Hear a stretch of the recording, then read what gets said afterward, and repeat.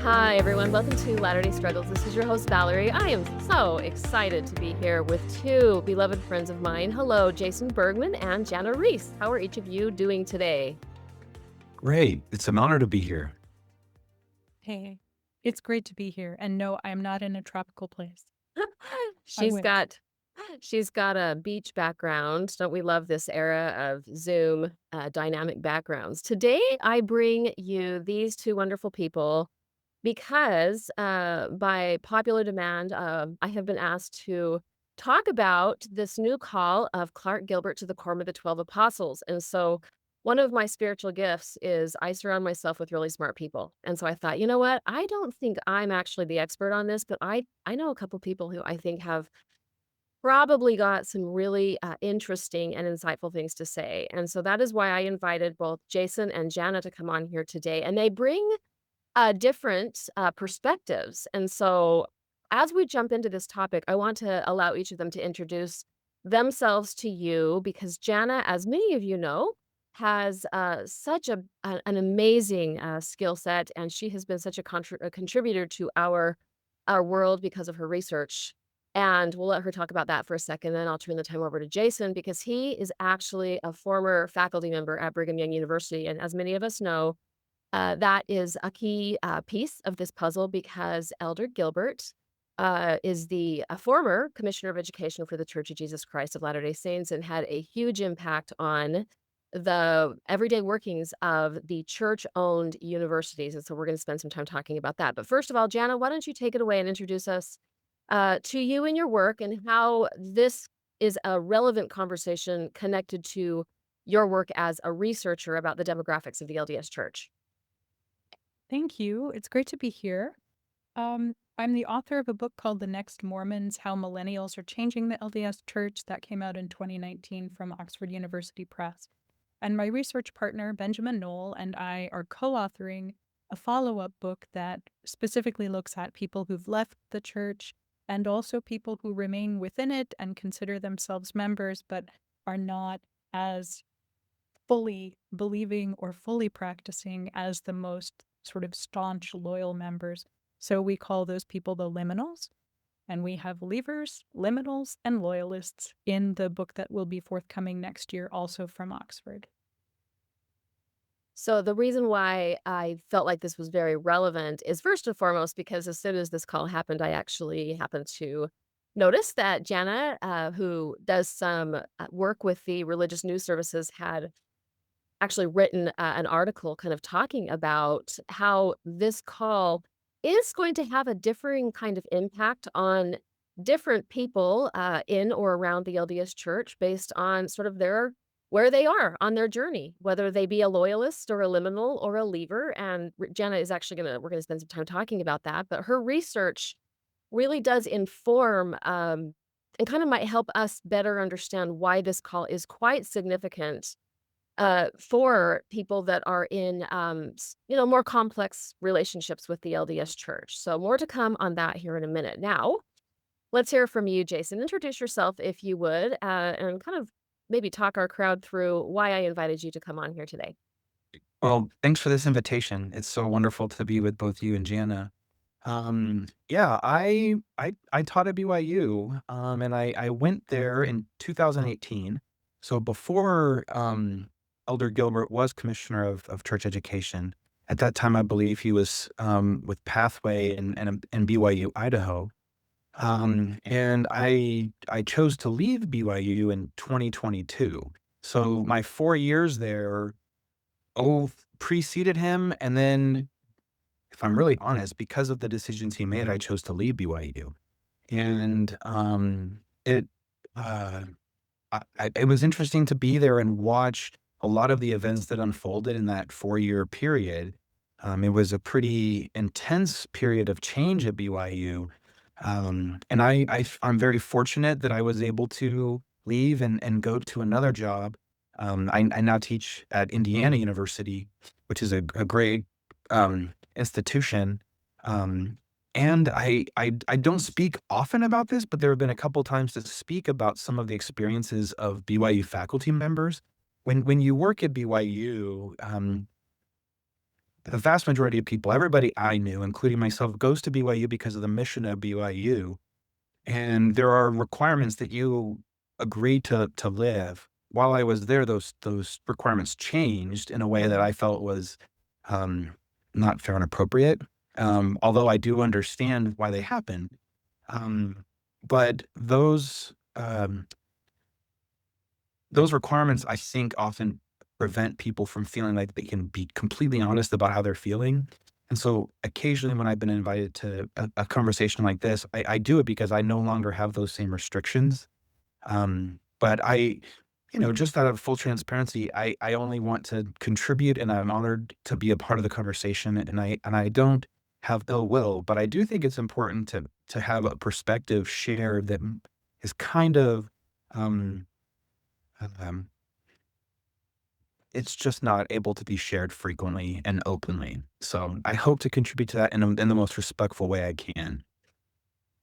Thank you so much, Jason. I have every confidence that you are here doing exactly, what, I think will help us better understand this bigger picture, and here on the Latter-day Struggles podcast, I feel pretty comfortable that we have hard conversations often about taboo topics and that we do so in a way that is always respectful of the dignity of all human beings, our brothers and sisters. And so today will be no exception in both tackling a challenging topic about something that is meaningful to people, and different people are making different meaning of this particular call. It is important, it does matter to people, and as you've said yourself, for a former faculty member at BYU, his call as the Commissioner of Education profoundly impacted your life, even so much as, being instrumental in your choice to leave the university, and so these aren't sort of peripheral things, these are things that actually do matter, and so one of the things that Jana suggested we do, just to sort of kick this off in the spirit of, like, looking at the whole arc of experience, because Jana, as a researcher, is one that wants to sort of look at at least in her choice of research topic, I suppose different researchers can make, different choices about what they focus on. In Jana's case, she has decided for this second book to sort of look at the whole arc of the Latter-day Saint experience. And so Jana, if you would, share with us a little bit about you had mentioned on your Twitter feed, after you had written your, article, about this new call, that there was all sorts of like, it was all over the board. There were all sorts of experiences that people had. So for those of you on YouTube, she is going to actually share her screen, but she will also sort of talk us through, what you will see if you're only a listener. And so take it away if you would, Jana. Okay. My point in bringing this up to Valerie was just to say that all of the hand-wringing that has happened with progressive Mormons in sort of nuanced faith spaces, there is an entirely different response from many Orthodox members. So these are just some of the responses that I received on Twitter. Um, Utah Man says, another massive loss for progmos who were convinced if they were loud enough they could change God's mind. And someone else says, I'd tell you go to hell, but you're already there. You and whomever doomed loved ones you may have can face reality now and make some choices. Good luck. I don't actually know how that's related. But see here, it is excellent news, says one person. Someone else says 100% fire emoji, heart emojis, multiple, and, glad to see it. Let's hope. Um, Someone says that's a weird way to say that we are going to continue to teach the doctrines of God instead of fold to societal degradation. And I think this person's responding to the Religion News Service headline, which said that he is expected, Clark Gilbert is expected to be a culture warrior and to stand for a certain kind of doctrinal orthodoxy. But I do just want to point out my very favorite one. I get a fair number of hate tweets, not as many as I used to, which I think demonstrates the algorithm. that we mostly see things in our feeds that we agree with. But I mean, just look at this. So Jana hates the church and core gospel principles. She's irked when its leadership continues to stand up for goodness and for the gospel. But what really makes it, in my mind, is the artwork that someone has clearly spent time doing. To me, this takes the hate tweet to a whole new level. Like, this is next generation hate tweet. Um, I don't know that this is necessarily what the leaders of the church would want in terms of the civic dialogue that they are constantly encouraging us to have online. But I have to say, I give this person an A for effort. It's not just the usual Jana Reese sucks and doesn't know what she's talking about, and she hates life, she hates the church, but it has a portrait of what this person thinks I look like. I mean, other than having pink hair and looking 12 and possibly being a vampire, yeah, it's totally me. Yeah. Okay. Oh my goodness. Okay, I'm gonna have to, like, pause for a second and regroup because, generally, I'm pretty good at, like, "Okay, what comes next?" But I did get quite distracted by, uh, by the artwork and, um, and the tweets. So, I guess the larger point here, as we get back on track, is that as per usual, right, is there's a little bit of everything, right? And in every case, no matter what happens, quite frankly, in any realm of, of life, there are going to be people across the spectrum. And so when Clark Gilbert was called to the Quorum of the 12 Apostles, to some people, this is the best news ever. He is a gentleman who is very profoundly committed to holding fast to the doctrine of the Church of Jesus Christ of Latter day Saints as it is now. And as some would claim, it always has been sort of this unchanging idea, right? And very much in line with what President Oaks cares about are the same things that Elder Gilbert cares about. And so, to some degree, one might not be all that surprised, right? There are some things that are a little bit interesting about the call of Clark Gilbert. Let's just spend a couple of seconds talking about this very interesting call. The first one is his age. Now, I must say we haven't reached this point quite yet. We're on the verge, but he's almost my age, y'all, and that's kinda creeping me out a little bit because I don't like to think that, like, I'm old enough to, like, have someone that is, someone that I've always looked up to as at least 2 generations older than me, and we're looking at somebody who's inside of 5 years of my age, and that's a little weird. My understanding is he's not the youngest apostle ever. Bednar, I guess, was 52 when he was called, if my research is correct. This gentleman is, 55.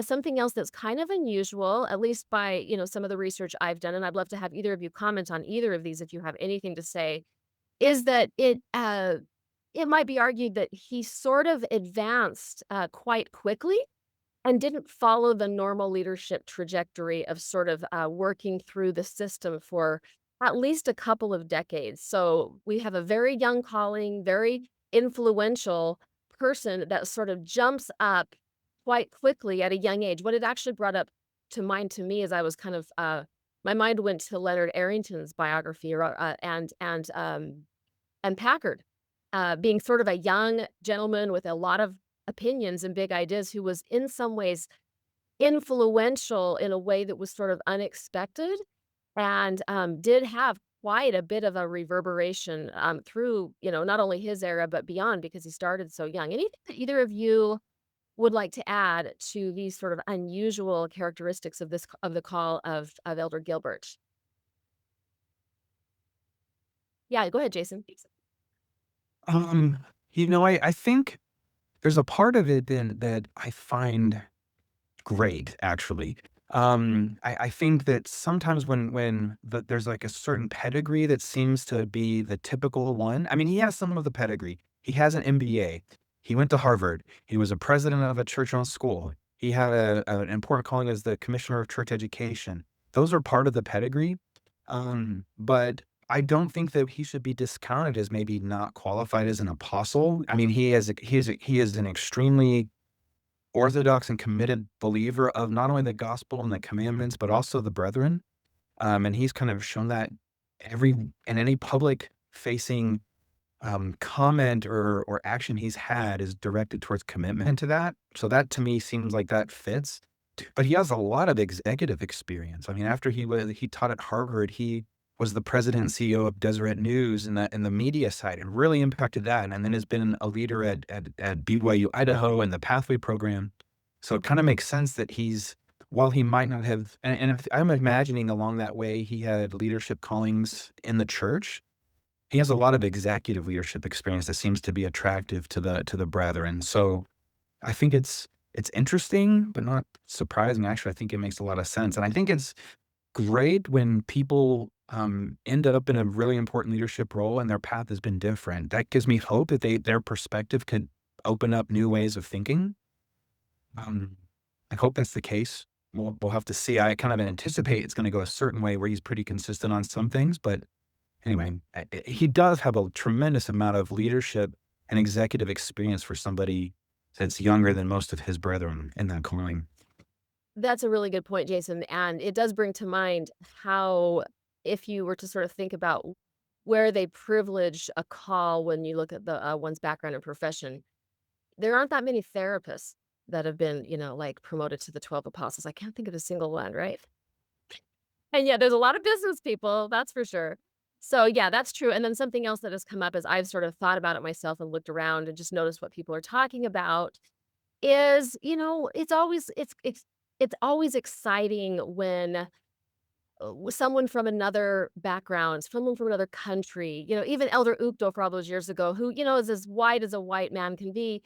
By golly, he wasn't from, the Utah, Idaho, Arizona area, and true to form, he has brought something incredibly diverse to the quorum of the 12 apostles for going on 2 decades now, and I couldn't be more happy about calls like that, where there is a noticing of a pluralistic world and that to some degree the church is acknowledging that. And I think some of the last half dozen of the apostles have represented a broader demographic. And then, then we sort of circle back to this particular call, which in some ways is arguably more traditional, although he is a little bit younger and seemed to sort of skip through some of the, more normative, ways of advancing. So, if I may, I want to just pivot a little bit over to Jana did write this beautiful article. New LDS apostle Clark Gilbert is expected to be a strident culture warrior and doctrinal watchdog. Now, I want to just,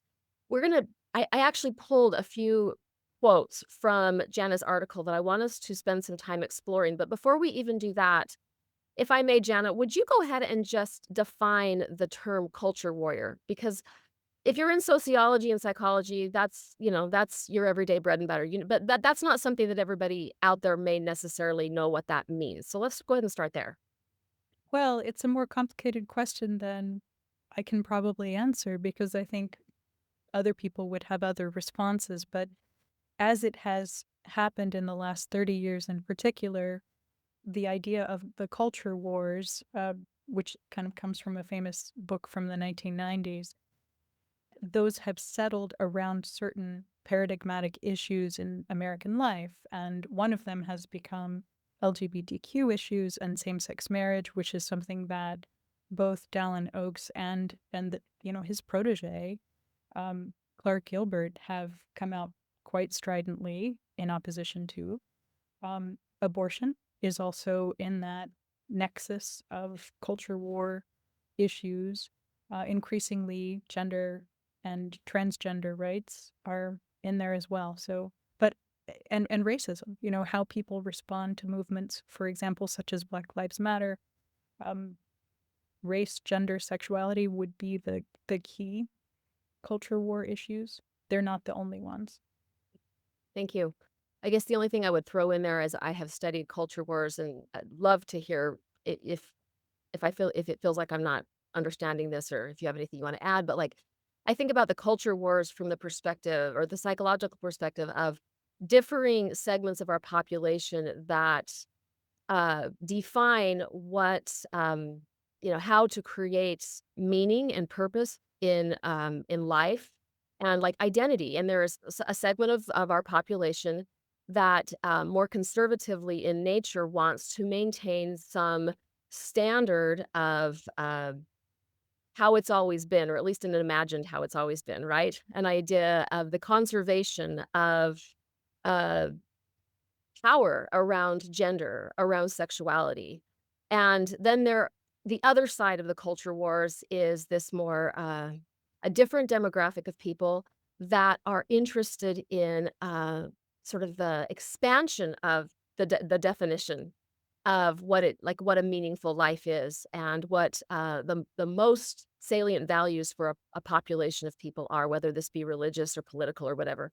And they're pushing towards an expansion of rights to those very sort of more traditional values, and so, I think what I'm picking up on here, Jana, is that as a culture warrior, Elder Gilbert, is a protege of Dallin Oaks, or at least arguably, as someone who wants to preserve and maintain an identity around the theology of the Church of Jesus Christ of Latter-day Saints that preserves some of our more fundamental ideas about gender and sexuality when we're and it shows up in all sorts of areas, but we're specifically looking at certainly, priesthood with, belonging to the men, and also, the definition of marriage, and also how do we define, the appropriate or sort of God-ordained, eternal family, right? Which then really speaks into all sorts of cultural, but they're also political, but they're also religious because 'cause they're all intertwined, questions about LGBTQ plus people. How do we define them? And the idea here, or at least I think what you're forwarding, and I wanna have you jump in because I feel like I'm kind of, you know, going deeper into this, but Jen, I'd love to hear, like, this is kind of my sense when you say culture warrior and doctrinal watchdog, that he's going to hold fast to these things and perhaps is even communicating to a Latter-day Saint community that nothing's gonna change here. So if you're feeling like maybe something might be in the air, around any kind of, shift, not so fast. This is probably not going to happen on Elder Gilbert's watch. Thoughts on that, Jana? Or well, let's start with Jana and then let's move to Jason. Yep, I think that is the signal that we're holding the line essentially on these fundamental issues. I should have said also that one of the fundamental battleground areas for the culture wars is always education. And so the appointment of Clark Gilbert, who has been the commissioner of education and has been in charge of the church's university system, institute, seminary, that also speaks quite loudly to this. I want to back up though and say something I should have said before, which is that I think, this is Dallin Oaks' second appointment in a very brief period of time. And I think that the first time around when he was appointing Gerald Cosset, he was looking in one direction. And here he's balancing that with another direction. And in a sense, that is healthy, right? It's not only that he is putting his mini me into the quorum of the 12, he did that, but he also appointed someone who I think is quite different from him, and that speaks well of him. Okay, I'm gonna put you on the spot a little bit, Jana, because I didn't do my homework on this and we didn't really plan on talking about this. Could you share, or Jason, if you know, is Elder Cosset, is he, would you consider him more liberal in terms of like what are I your don't think thoughts? any of them would consider themselves liberal, but a centrist, I would say he would be a more moderate position. He does not wade into the culture war issues nearly to the same extent. He's been primarily concerned with, as he runs the church's finances, doing a good job with that. And boy, they're doing a great job with that, apparently. But also in giving more of the church's money away. In his time, in charge of that, essentially the church has upped its charitable giving now to about $1.5 billion a year, from which is significantly higher from what it used to be.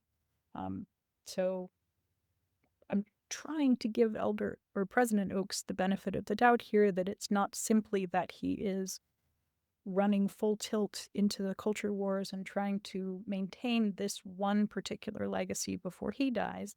I think he is concerned about that, but it's balanced a bit by this other appointment. That's so interesting. Yeah. Jason, go ahead. Yeah, I'm not sure if I would say Elder Cossé is, liberal or not. I don't know well enough, but he does seem to be in the center a lot and pleasant and not causing controversy and trying to spread love to as many people. The only thing I think I'm aware of that's cultural war-ish with him is he did give a really encouraging talk, I think, about, the environment a few years ago, and that was heartening to a lot of people that are concerned about that, and to hear that talked about at that level in a general conference talk, I think was encouraging to some members of the church. He did have Elder Coste had a Facebook post recently where he did talk about, um, the Book of Mormon being literal historical fact, and that was interesting, and, I think research has spoken on that too, which is different, so I think he is pretty culturally orthodox too. I don't think you can be in the 12 and not have part of that, I think. I just wanted to go back a little bit to something earlier. Peggy Fletcher Stack, who's, wonderful, had an interview that came out with Elder Gilbert, and there was something that she asked him about being, um, I think the word she used was the arbiter of orthodoxy or something like that, that he was gonna hold the church accountable to that. And his response was that he wasn't the arbiter of orthodoxy. He just said, "These are the commandments of God, and it's just how it is." And I thought that was, um, pretty disingenuous because his actions show that he really is I mean, his when he was in control of things, he put he controlled orthodoxy. You had to do it. So I think that he really does feel that way, and, um, but I think that he sees it as being just like doing what you're supposed to do in terms of obedience. It was interesting in his response. So I don't know. I don't think he wants to be seen in some evil way as that. And I'm not saying that it is evil, but I do think that that is really important to him, orthodoxy and making sure that the church members are obedient. What I pick up on as I'm thinking about what you both are saying is that I I don't assign, poor intent or, intended harm by the very earnest, worldviews of any of the gentlemen that are called to the Quorum of the 12 or, the prophet himself, right? Elder or President Oaks. And yet also at the same time, it makes very clear, that when, with what we are what we're gonna be kinda talking about today as we move forward in this conversation, that Clark Gilbert is very interested, in fact, in a preservation of something. So without sort of saying as much, I think we could all probably discern that there is at least an awareness, even at the highest levels of the church, that our culture is evolving, it's shifting. We are an age post-internet.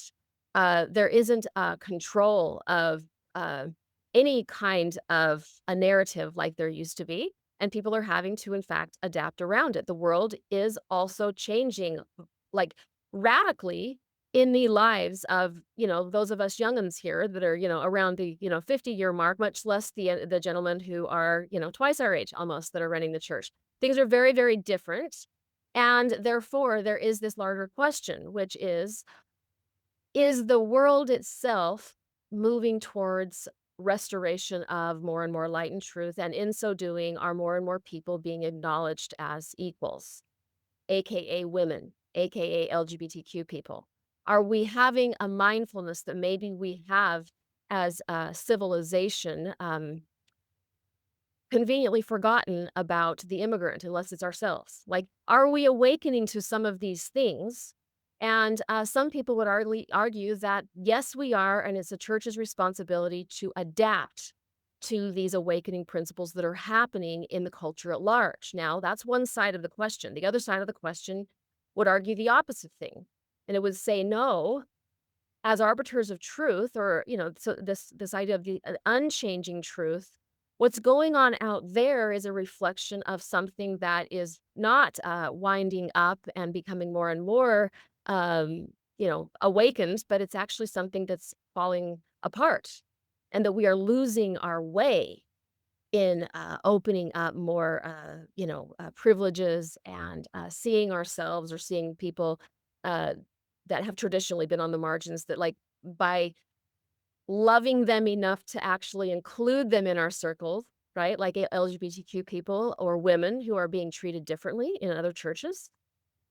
Some people are really of the belief that that is losing one's way religiously, and that we need to hold on to these early values because those early values represent God's actual values, and that the world is losing its way, and the churches that sort of jump on board and adapt, they have betrayed God. So what we're looking at is two diametrically opposed points of view around what is happening around us. And what we're kind of trying to like make sense of here is that it would appear that Elder Gilbert, uh, he's of the latter, of those two explanations I just made. He's on the second, behind door number two, right? So anything that either of you want to say before I jump back into one of Jana's, another one of her quotes from her opinion piece?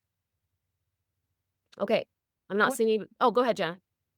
um yes, I think you have accurately described the rising polarization that many people feel, and that because we are in this time of culture war, the church is caught in a really tough position. I think we saw this even during COVID when, for the first time in my period of writing about the church, we saw people on the right in a sustained and serious way really challenging the authority of the church on issues such as recalling the missionaries during COVID, the president of the church urging people to become vaccinated.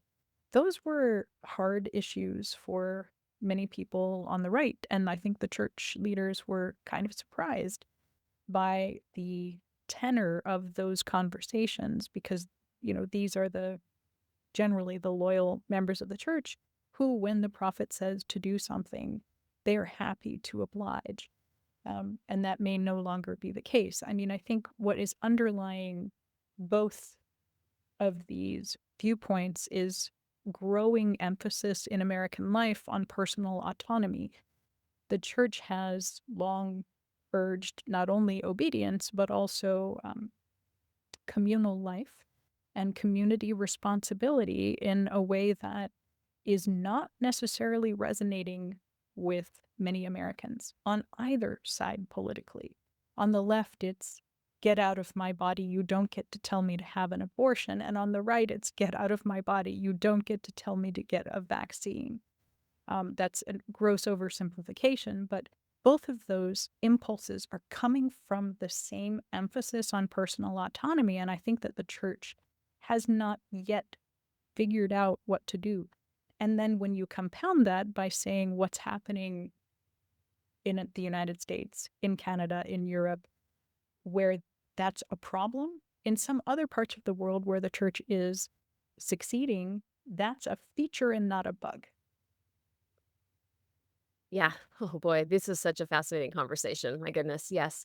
I mean, one of the ongoing balancing acts of the human being and human civilization is the balancing of autonomy and communion or connection, right? And it's interesting because as we evolve, sometimes the pendulum swings to one side and then back to the other side. And the idea is that as we become more and more healthy, we integrate a healthy balance of both. And what I'm hearing you say, Jana, is that we are living in an era of, again, I maintain that I believe this is evolutionary growth, where perhaps having been a little too far on the side of communion, humanity is moving a little bit more towards autonomy. And that's not to say that it shouldn't sort of find its way back to healthy communion too. But sometimes while we're having growing pains, we privilege one over the other, and we will inevitably find pushback from those institutions that have enjoyed uh, a lot of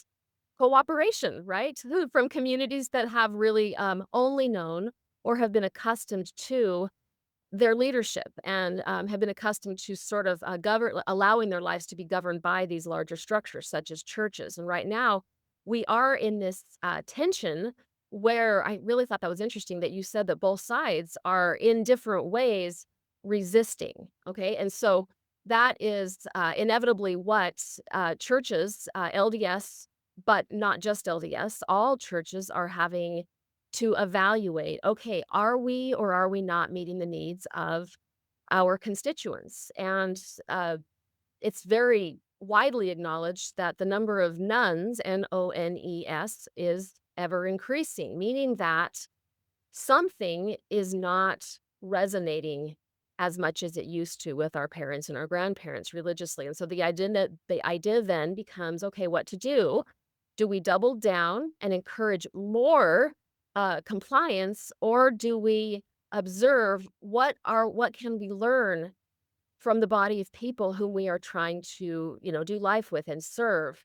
And we're kind of looking right now at the possibility that this particular call, is maybe, signaling that it's more of a double down. Now, I wanna just spend some time, if I may. I wanna jump over back to Jana's article and read a couple of paragraphs of what she said, and then I wanna really engage with Jason for a minute on, some of his experiences, as a faculty member at BYU. So Jana said this, she says, "During his or Gilbert's years as the church's, education commissioner, Gilbert became known as something of an attack dog. He standardized hiring practices across the BYUs, which included changing some of the hiring requirements. In 2022, uh, BYU contracts began requiring employees to affirm the church's stances on marriage and gender, specifically that same-sex marriage is against the laws of God, and that there are only two genders, male and female, that align with sex at birth. Some BYU employees also complained that Gilbert's tenure created a hostile and suspicious environment. Some told the Salt Lake Tribune, without being named, that if they voiced any opinions that didn't fully conform with the church's position, even on their private social media accounts or in what they thought were confidential conversations with their bishops, they thought they would lose their jobs. Towing the line of orthodoxy, some said, had become more important than academic freedom." Close quote. Okay, so now, Jason, it's your turn. I want you to share a little bit. You kind of started and just sort of touched into at your introduction a little bit about your experience at BYU. And the reason why I want to have Jason share this with us is because while we can presence the importance uh, of maintaining this orthodox worldview, that some people really do feel very authentically that, like, we need to preserve something that is near and dear, and that the world has lost their way and we have to hold tight to this. And so we're kind of maintaining that that's Gilbert's position, or at least that's his track record as his position. And yet at the same time, there are pretty significant occupational costs to this on the ground. And Jason was part of that. That was very much your experience at BYU. So, Jason, if you would share with us a little bit about what this, again, unintentionally, but notwithstanding it's being an unintentional harm, it did cause something pretty significant amongst not just you, but a lot of people, because you're not the only one I've heard talk about this. So share a little bit about that if you would. Yeah, thanks. The first thing I would say is, Jana, you nailed it. Like, in the way that you described that in your article, that's exactly right. And Peggy really helped the broader population learn about that in that article. Um, Randomly, she talked to me in that, and I'm a part of that. There were she talked to me in that interview because there were so many people that wouldn't talk about it, as you kind of mentioned, I was able to be kind of like, somebody that could, because I had already left. Um, I and I'm thinking more about what you said, Jana, about the balanced calls between Elder Cossé and Elder Gilbert, and I feel like when you step back and look at the broader way that the church and the brethren are trying to deal with these competing, ideas, I feel like they're trying to appease both. And we'll talk in a second about Elder Gilbert, but one of in the areas the church really cares about and they have a lot of control, one of the ways that it seems that they try to appease the more conservative, I guess, voices, for lack of a better word. I don't mean that necessarily politically. I'm just meaning the ones that were, like you alluded to, but didn't want vaccines, for example. The church is retrenching hard where they can control it. And that's what's happened at the BYUs. That's where they can do it. And then in other areas that kind of align with maybe the public square or other things, they do different things. So, like, for example, some changes that the church has made that you would say that people might be concerned about are like changing the design of garments or a newer softening on the for the strength of youth that there's still standards, but maybe it's okay to have tattoos or and so I feel like you said it, they're in such a hard spot. And I think they're trying to find when there's a way to like appease both sides, they're trying to do both, and it's really hard to serve 2 masters. And so at some point, I don't know, I see it having to eventually come to a head there. But going back to what you asked me to talk about, Valerie, at BYU, it was really interesting, and there was some turmoil leading up to the time when Elder Gilbert became the commissioner of church education. I went in the fall of 2018, and that was right around the time when the church reversed their policy about um, gay marriage and the children it's called the November 2015 policy, right? And then shortly after that, and I think it was February 2015, is when the BYU changed some language in the honor code, and it kind of happened, violently, and there were a lot of students and people in the BYU's community that thought it was okay now to maybe be out and gay. And then there was about a 2-week period where nothing happened, and there was a lot of, um, happiness and also outrage, and then they changed it back, and that was a really painful experience for, um, LGBT students and faculty, and then family members that had that. And there was a lot of when it seemed like the church had softened their tone, there was a lot of outrage that came from people that were against that, and so much public joy for people that are supportive. And then when it flipped, and kind of between 2018 and that time in 2020, there were public, protests on the BYU campus, and the Y had been turned into the rainbow. And so there were all of these things happening there, right at the actually, in the moment when Elder Gilbert's call to the as commissioner was announced, that was the exact same it was Elder Holland that did it, and he gave his musket talk, which is kind of like a really retrenching moment. I was actually in the room when that happened, and that was I mean, there were people that were cheering that on, and Elder Holland in that talk talks about getting I think he reads a letter from what you would call a really kind of more orthodox conservative parent that was outraged about what was happening at BYU, and the response was the musket talk, which really some people loved, and some people like me, it crushed me. And then shortly after that, there were these changes that Elder Gilbert made, and he supervised it. So we know from public record that he's a part of this. But the loyalty oath and the temple recommend questions beyond temple recommend questions that the BYU faculty had to make. Um, when I went to BYU, I knew about the honor code. I was a student there. I knew the mission of BYU. I signed up for it. And then the mission changed when Elder Gilbert made these changes. And as I talk about, dealing with control and being the arbiter of orthodoxy, he made it so that you had to do this. If you wanted to have any kind of advancement at BYU, you had to sign on to this. There was a loophole that me being anybody that had worked there before the loyalty oath thing happened, you could have not done it. I never signed it. I thought it was wrong, and I felt like it was wrong to have that kind of control and force people to do something under the name of orthodoxy. But there were like it was just kind of like decision after decision after decision that got harder and harder. Um, and so, maybe I wasn't the right fit anymore because that mission was different than the one that I agreed to. And so I was lucky because I had a choice to leave. I wasn't kicked out. I wasn't fired. I had continuing faculty status, which is tenure at BYU.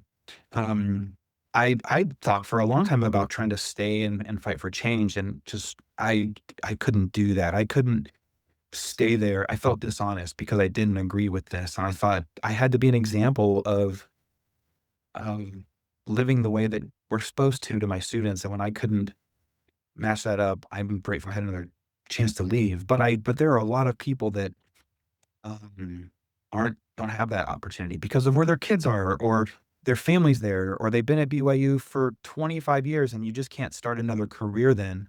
And they struggle silently. And like the way that you talk about the fear of speaking out and losing your job, there's so many articles that share those stories and people telling those stories. It's not some myth. And something that I've heard from people that are critical of people like me that don't just sign up and believe is that good, BYU is better without us. But you know what? They're wrong because so many of the people that have left BYU are the ones that you dream of being your kids' teachers. I mean, for me, the most important thing are my students, and the policies made it dangerous for my students, for my gay students. Um, I mean, student there's a reason there's higher suicide rates in Utah. And so like you talk about when there's an image of like we want to protect the church and the institution and the orthodoxy because that's just what the commandments are. That's one thing, but the impact of that has real impact in people's lives. And I anyway, I don't really know what to say other than it did impact me and it crushed me. I mean, I had a great job before BYU, and I left a great job to go to BYU, and I was honored to go back to where I went to school and to teach my students and to do and I did a really good job. I was not threatening to anybody, but because of the way it changed, I ended up having to leave, and it almost destroyed my whole life. And so, I'm doing great now, but, um I hope that the brethren can listen to some of the stories, even the ones that are uncomfortable, and realize in their goodness of trying to do the Lord's will and trying to be orthodox, they can realize that it's not black and white and it's not simple, and these things impact people's lives, and hopefully they can create some soft space for everybody to fit. That's the other thing is in Peggy's interview with Elder Gilbert, he talks about this being a big tent church. And he said that in the context of the LGBT when she asks him about gay marriage, and he's clearly in his answer opposed to it, and at the same time saying it's a big tent church. It's so complicated. I don't envy him or any of them, and I don't think there's an easy answer, but what it does is everybody on any of the sides and in the middle, everybody's impacted by this. And, you might have strong feelings about, the LGBT complexity. But then when your child is gay or you're a family member, you see things differently. And it doesn't mean you necessarily change, but it's complicated. And my heart goes out to them for trying to solve it.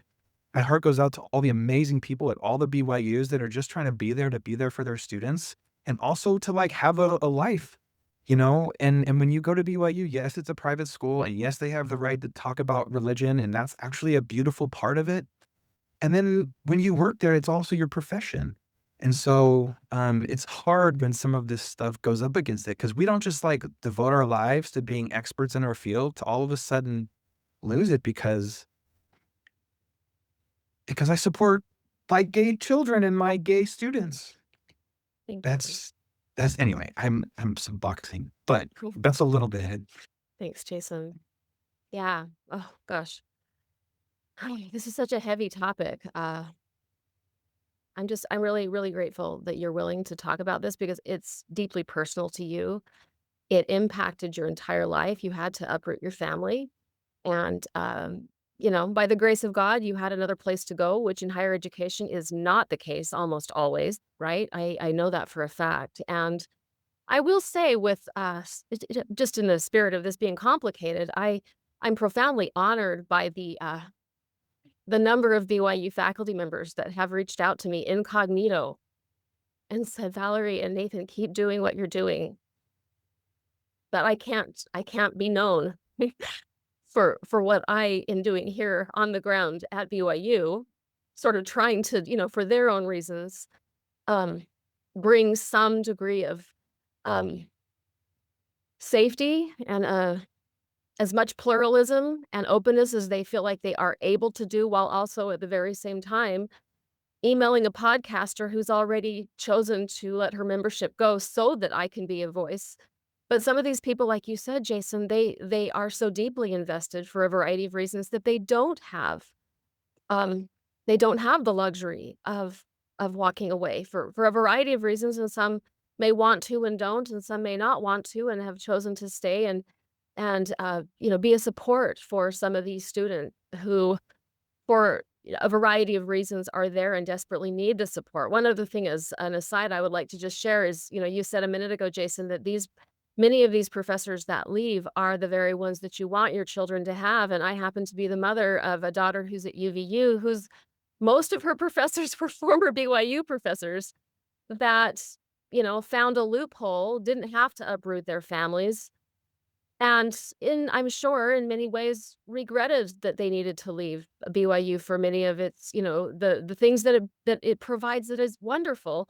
And yet at the same time, especially in these last, half dozen years, they couldn't square the circle. They couldn't make it work, especially because of some of these things that have unfolded in the spirit of just sort of being a little bit more specific. I wanted to just highlight a couple of things that I learned, from you, Jason, and from others as I've studied this a little bit.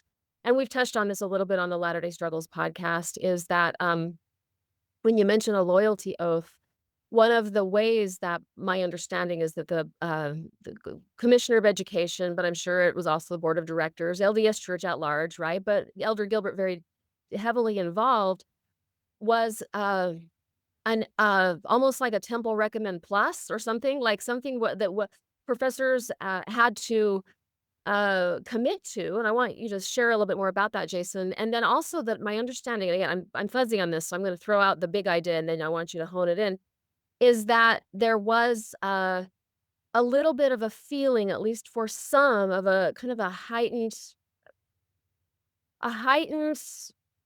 atmosphere of surveillance that seemed to, kind of begin or at least get worse when Elder Gilbert was called. And again, heart may be in the right place, protecting something valuable and yet profoundly harmful to a school environment or a culture where you're trying to sort of create a place of learning and love and connection and growth in a very, very important pivotal time in the lives of these students. So say more to that if you would, Jason.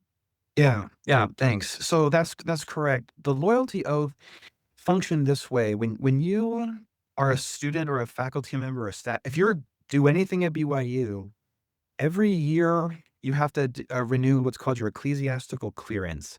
When you're a student, you talk with your bishop, and as long as you're obeying the honor code and essentially living, it used to be worthy of a temple recommend, you could continue as a student. And then if you had a problem, you could be suspended or expelled. And it was easy to get rid of a student that was a quote unquote problem. As a faculty member, before that, before Elder Gilbert, they would reach out. From what I heard, they would talk to your bishop and just say, "Is Jason okay?" And your bishop would be like, "Yeah, everything's great." And I think if there were problems, they would deal with it. And there was a system that kind of allowed for complexity.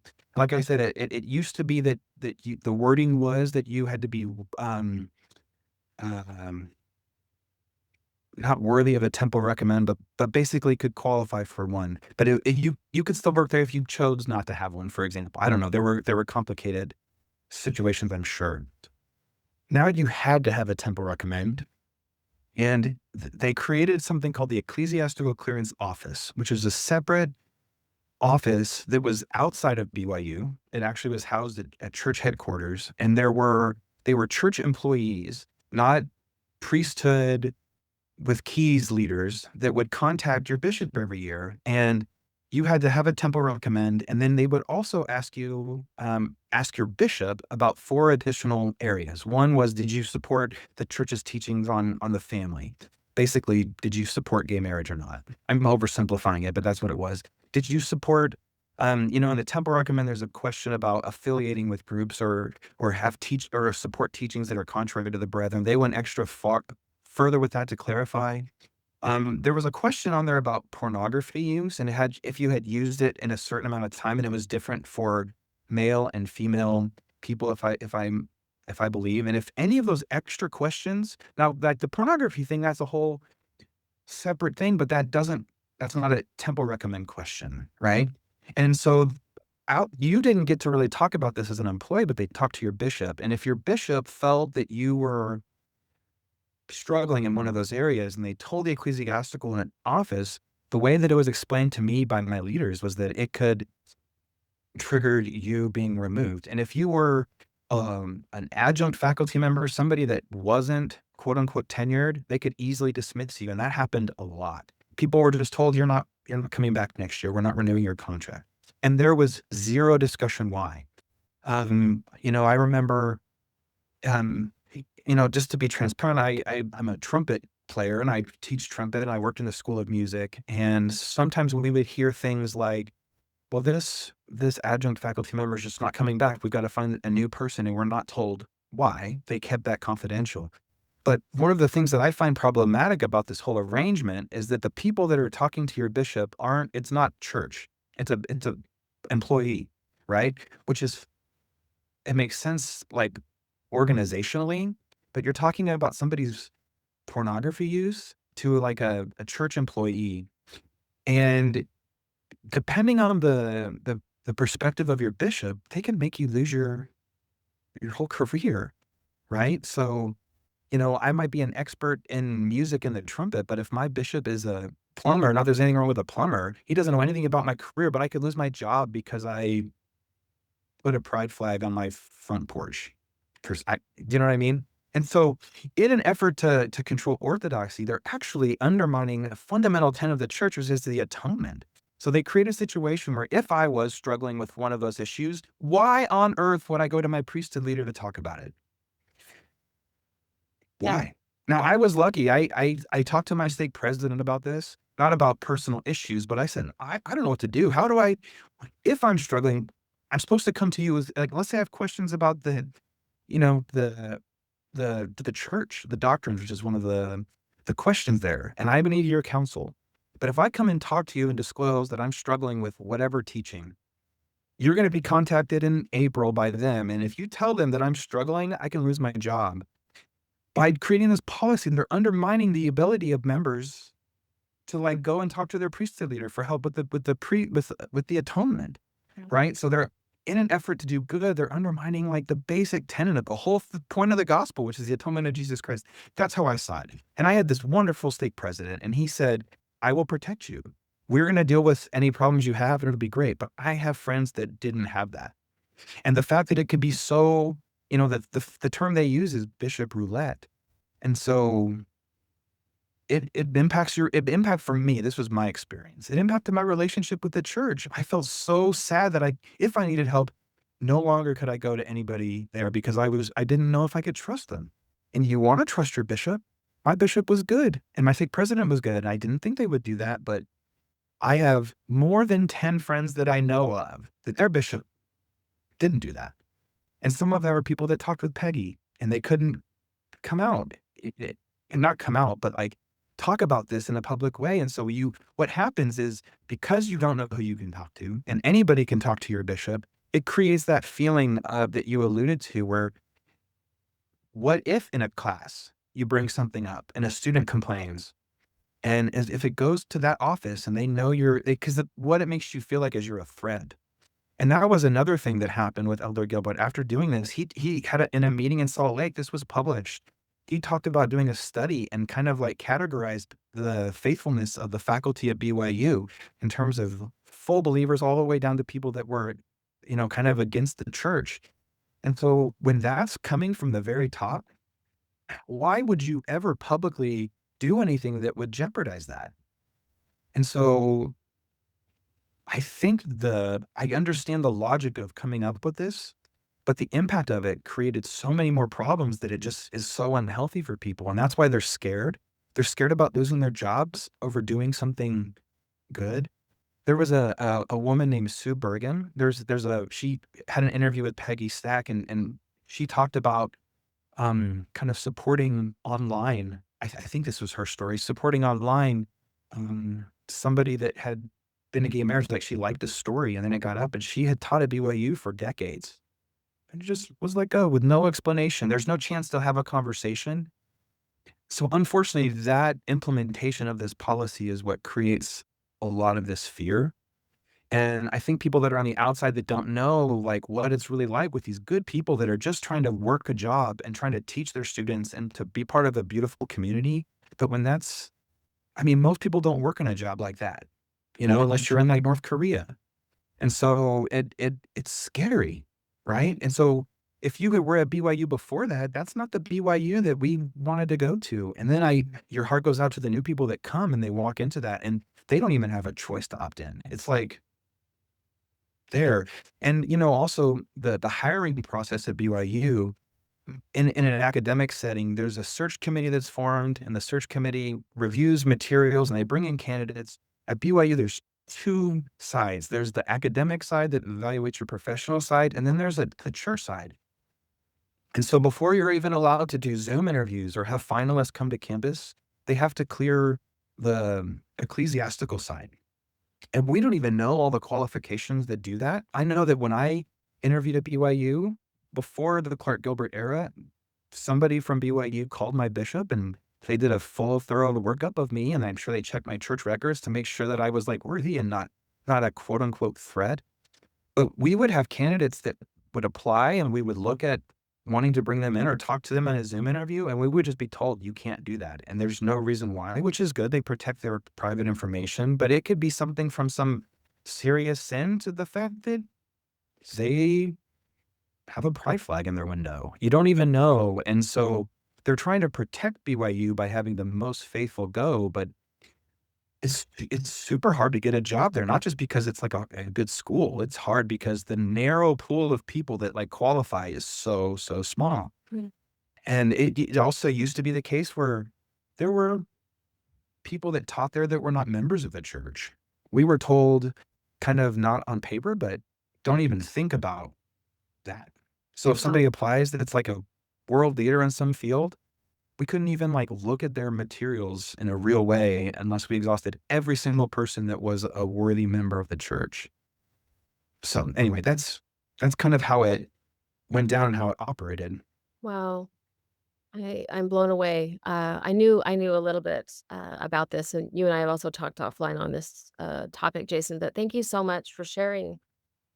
Those are just those are heartbreaking to me, for a variety of reasons. I'm gonna just sort of, free associate for a second because you said so many things, and I'd love to hear Jana's thoughts here on this as well as we get ready to wrap up today. I mean, the one thing that comes up, or one of many things that come up for me, is that I guess I just keep returning over and over again to how tragic it is that we misunderstand the nature of growth in at the higher levels of the Church of Jesus Christ of Latter-day Saints, because there's nothing wrong with somebody being, a very, very devout person, leaning on, one's church leaders and sort of responding to how one needs to think, feel, and believe, right? That's okay for a period of one's life, and everyone has to go through that sort of externalization of authority and having fences around what we are afraid of and the people that we don't understand that don't quite look or behave or do life like us. That's developmentally normal to be like,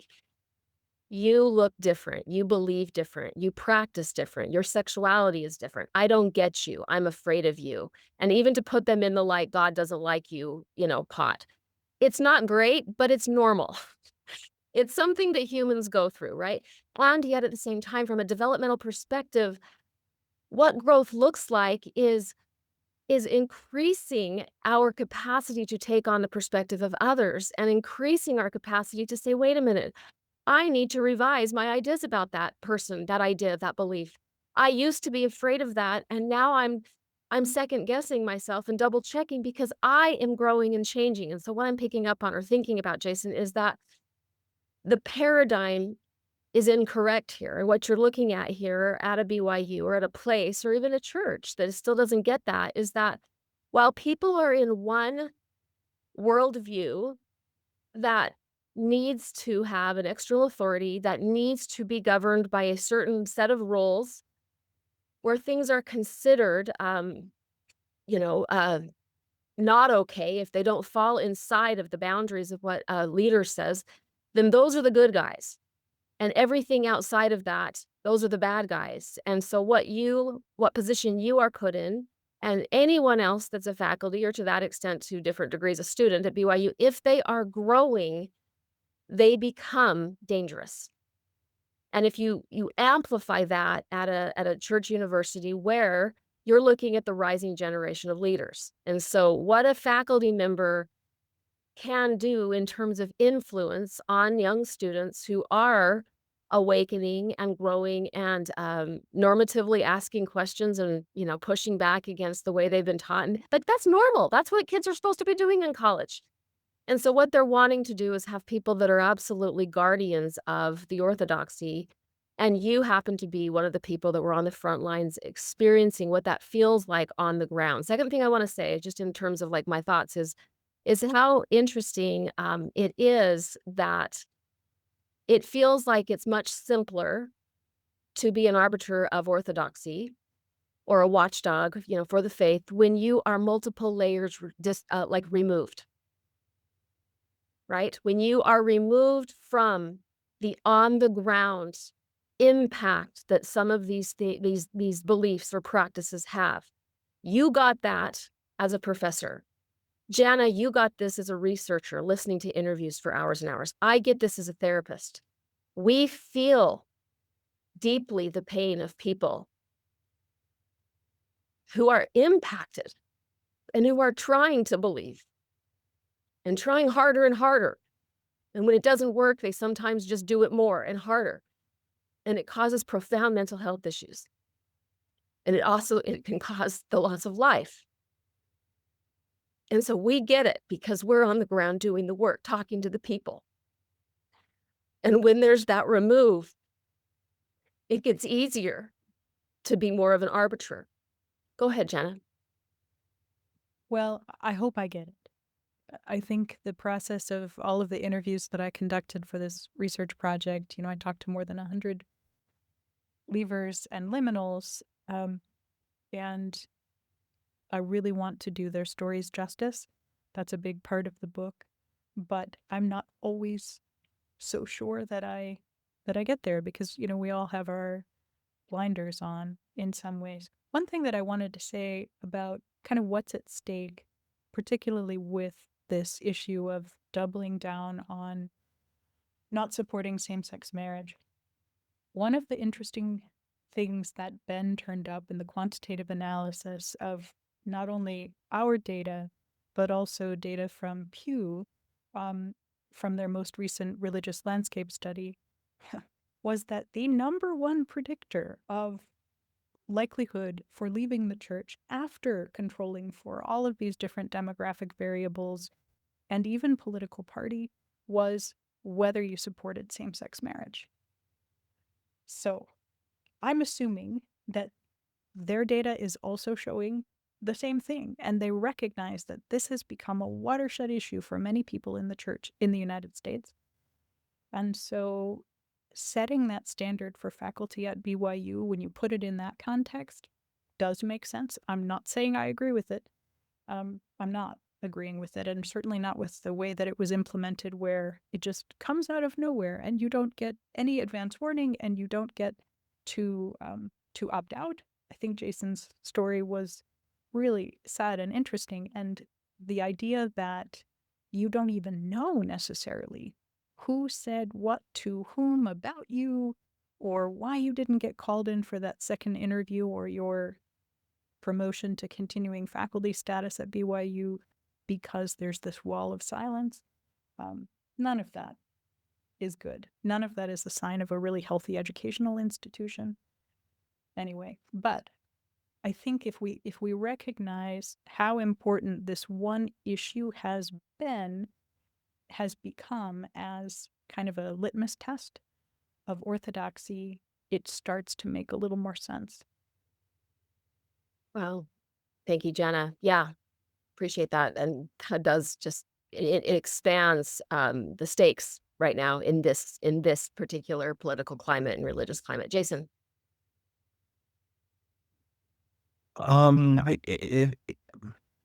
just wanted to say one thing at some point. I don't know if this is now the time. I don't wanna get in the way of you going because you were saying such beautiful stuff, Valerie, so I can wait if you want. Okay, I wanted to say one more thing. I don't wanna I'm not sharing what I shared, because of a pity party. But I do wanna be honest about something that is the cost of this.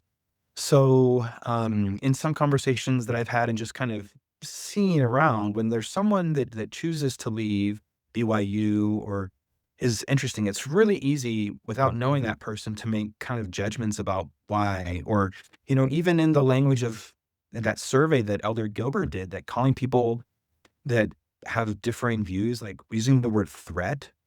Um, let me Please know this is not me trying to, like, talk good about myself, but let me tell you what BYU lost. So I joined the church when I was 15 by myself, and I served a mission in Brazil and was the most faithful of people that I could even think of. I've served in all callings in the church. I was a bishop really young, and I was not a perfect member, but, like, I was married in the temple. I am married in the temple, and we have 4 kids, and I was living a life, and I had a great job before I went to BYU, and I went to BYU because I felt flattered they would want me to come, and I felt like I wanted to, like, combine my career and the great work that I felt like I was doing at BYU. And then I went to BYU thinking that I was the most faithful that you could be. The word in the Book of Mormon is, like, immovable, right? If you think about that. And I had a friend say, "It's harder to work for the church when you see the sausage being made and all that." And I was like, "There's nobody more strong than me." This rocked me. And showing up when the policy was changed, I was in a bishopric when that went down in 2015, and I remember thinking, "This is my church." And, like, I don't think I was well informed on some of the issues, but I'm a musician. So many people that I love in my career, our close friends are gay, and what I heard about the church would teach about them didn't match my lived experience, and so, when it changed and then the honor code stuff happened, and outside my window in the old HVAC that was there, seeing the pride flags started to rock me, and then when, um, COVID happened and we're starting to deal with these, like, new loyalty things and figure, this out. I mean, I think the honor code thing happened, I think it was in February of 2020, so a month before COVID. So we went into COVID and the shutdown after seeing that with our students. And then being there with the musket talk, Elder Holland was my favorite apostle. Like, not that I wanted to be an apostle, but I wanted to grow up and be amazing like him and, like, give talks like him. I left that meeting in tears thinking, how could he say those things? This is the president of BYU, and he's saying that they would go to the mat and take away BYU's accreditation over this issue. I'm like, you're going to drive BYU into the ground. You love it more than anything. I was so confused. And then when this stuff happened, it crushed me and I left BYU. And I don't mean this how it's going to sound, but it was really good. I loved my students and we built something great and they lost that because I couldn't t- do that. And it ended up taking me all the way out. I want nothing to do with the church anymore. And it's not because of Clark Gilbert. I made all my own choices. But I was thinking about Elder Oaks's devotional last week and all the things he talked about doubt, that does not ring true in any kind of way. And because of this retrenchment, they're losing people, not just an employee at BYU that did good work, but, like, somebody that was, like, a really contributing good member of the church, and now I've moved on to other things, and I'm super happy, and I'm healing, but I went through about 5 years of the biggest pain in my life trying to, like, understand all of this stuff, and I'm just sharing that completely open because this stuff is so real, and I'm not the only one, I'm nothing special, but there are thousands and thousands of people with even more dramatic stories than mine. And I don't have believe for a minute. I mean, I hope for you and the your podcast that Elder Gilbert does listen to this. I don't think he'll listen to me, and I think he'll have a different take on my version of things, but I hope they talk to some people and listen to some experiences and try to find a way to get what they're doing to protect BYU and protect the church and then not leave the good ones. I'm not a threat. I was, like, about as good on paper as you could be, and now they don't have me. And that they're gonna go on just fine, and I'm okay. But that breaks my heart because my whole life was I lived my whole life for the church. Yeah. So that's what a waste, right? BYU is not better because of that, because of all the good people leaving. That's just my opinion. So, Thank you, yeah, and hey, if you don't wanna toot your own horn, oh, that was such a good pun. I'll toot your horn for you, Jason. I think you are amazing, and I love that you are owning that. They did lose an amazing trumpet professor, and I want you to own that all day long, because you are, and you were for them, and what it brings up to me is the larger point that is that you are just one of a large demographic of people who want to both spiritually and psychologically grow and continue to belong. And I think that is the tension that we're experiencing right now in this era here in the Church of Jesus Christ of Latter-day Saints, and it has been made more complicated, perhaps by the call of Clark Gilbert to the Quorum of the 12 Apostles, because, what they don't seem to understand, at least again, this is just my opinion, but what they don't seem to understand is that the good news, paradoxically, is that when one has satisfied all of the things that they need to learn in a certain stage of development, they graduate from it and move to a different stage of development. And so, in so many ways, the Church of Jesus Christ of Latter-day Saints prepared your mind and your heart, Jason, to become a more complex thinker, and it prepared you to be able to love more deeply. It did its job. It served you well, and for so many of us, when we evolve and move on, we don't really necessarily want to move on and away and outside of our faith tradition. We would like to take that self that is bigger than it used to be, and we would like to allow that self to flourish in the space that was formative for us. And what we're experiencing sometimes is so much pain in such a sense that who we have become is not celebrated, is not experienced as, growth and development and all of the good things that we're actually here to do as gods in embryo, but we're actually experienced as, problematic and even, so far as a threat or a danger. And so there's a gross misunderstanding of what's actually going on here, and it does have a profound impact on how, people are able to negotiate this, and people do it in a different ways, depending on their specific situations and what they've been through and how much, it has impacted them. So what I wanna do is we are out of time, but I do wanna close up and just, throw one little thought out, and then I would love to have, Jana and Jason just, weigh in a little bit.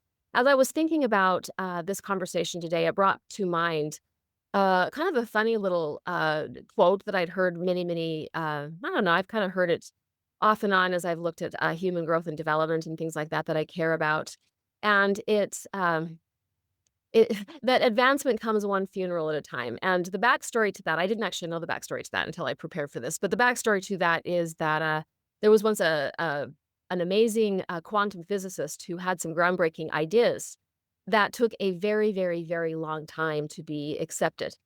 And, he was the one that actually ended up saying many, many years after his, work was finally accepted as brilliant as it was, that, the reason why it wasn't accepted is because the old guard in, quantum physics, couldn't accept something new and different. They were very, very deeply committed to their ideas of reality as, it existed for them. And so his whole thing was to sort of help us understand from the macro level that sometimes things advance one funeral at a time. The thing that I think about and the connection I want to make with this is that sometimes, as I've thought about this call, I wonder if uh, maybe what's happening here, perhaps, is an interference with the natural order of the universe.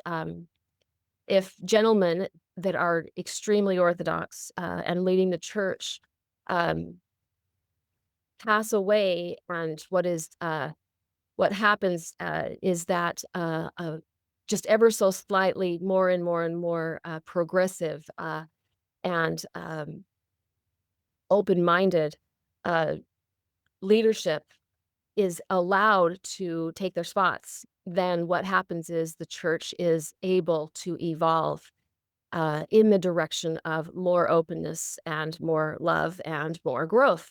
And yet, when, this process is, sort of hijacked by the calling of somebody that is, a generation and a half younger than you to replace yourself, who is very much like you, in some ways, we are not allowing evolution to do its job. And I just wonder sometimes, and I'm not saying that is the foregone conclusion, but this does in some ways look like this possibly could be, uh, what may be going on here, that evolution can't, slowly evolve, that we cannot evolve by attrition and awakening, as the universe tends to want to do naturally when, uh, situations like this happen. Anything you wanna say as we close? Let's first, let's actually, since we're low on time, let's just hear from Jana as we close. What are your thoughts as we close today, Jana? That's a lot. I have big thoughts about gerontocracy and about the system that the church has set up in the 20th century, not the 19th century, really. Um, Essentially to reward good, clean Mormon living and longevity. And the idea behind this for church leaders is that the Lord will preserve the lives of the people that the men he most wants to lead the church, and that God is behind it all. I am not so sure about that, as a human being. I am a person of faith, but I think that institutions primarily exist to serve themselves, and that the gerontocracy is an example of that. All of that is a long way of saying that I think that the entire system is set up to prevent innovation. And maybe one of the positive things that Dallin Oaks is trying to do within this gerontocracy is appoint someone who's a little bit younger and perhaps a little bit more in touch with um, the world, but who also looks and sounds exactly like his mini me. Alright, well, hopefully, if nothing else, as we close this podcast episode, we have given you a lot of food for thought, and I feel like if that's what we've done, then we have been successful. So, I could not And I love. want to say thank you to Jason for telling your story. I had not heard that whole story before. So, um, yeah, you've been through a lot. Did you wanna comment on that, Jason? And just thank you, and thanks, Valerie, for what you do. We didn't talk about this, but I started listening at episode 1 and participated in, I was on a road trip driving from Indiana to Texas and listened to every episode from 1 up until, like, you were current. It was, like, episode 10. It was, like, right at the beginning and was in one of your groups, and, the work that you do, helps so many people, and, it changed my life and helped me on my path to figuring out all like, the way that you kind of generously talked about, growth after. I love who I am now. I'm not struggling. I'm like the happiest I've ever been. I love who I am, and it wouldn't have happened without the church, and it wouldn't have happened without BYU. BYU changed my life many times. It changed my life as a student. It changed my life when I worked there, and I do want it to be successful, and I want Clark Gilbert to be great as an apostle, and I hope he helps millions of people. He has that opportunity, and if he helps people grow in the way that I've had to grow, I don't regret that even though it was painful, but I wanna thank you for what you do, and I cannot and also Gianna too. I mean, your research in your book really impacted me, and it was when you're at BYU struggling silently, thinking you're the only one going through this, and you get to read a book like yours that kind of is a validation of like, "Wow, there's other people like me." That's a form of comfort and peace that you can't even I can't even express how much I admire and love in the most appropriate way, both of you. But thanks for doing this, and I hope that I know there has to be other people like me out there that have been blessed by the work that both of you do, and I just Thank you. I mean, I wish I could do more, but just thanks because you've impacted me, and I'm honored to be a part of this podcast with both of you. Well, I couldn't love 2 people more than I love the 2 of you, and I consider it one of my greatest blessings that the work that I do, provides such fun relationships and conversations with the finest people that I will ever know, and you 2 are among them, so thank you so much, and thank you all for listening. Thank you for supporting the Latter-day Struggles podcast, the platform, and for being on this, faith journey with us as we create a community of seekers and healers here in and around the Church of Jesus Christ of Latter-day Saints, so take care, y'all, and we'll see you next time. Bye-bye. Thank you for listening to Latter day Struggles. If this podcast has supported your faith journey, we invite you to explore the many ways you can continue your healing and growth with us. On our website, you'll find support and processing groups, marriage and parenting courses, and free resources to support where you are in your faith journey. You can also join Valerie in the live fellowship gatherings throughout the year, where we connect, process the podcast, and build meaningful friendships with others on similar paths. If cost has ever been a barrier, we offer podcast scholarships funded by listener donations. To explore all of these offerings, visit the link in today's show notes or go to latterdaystruggles.com. And if this podcast has been meaningful to you, leaving a 5-star review is one of the most powerful ways to help others find this work. Latter Day Struggles is proud to be part of the Dialogue Podcast Network.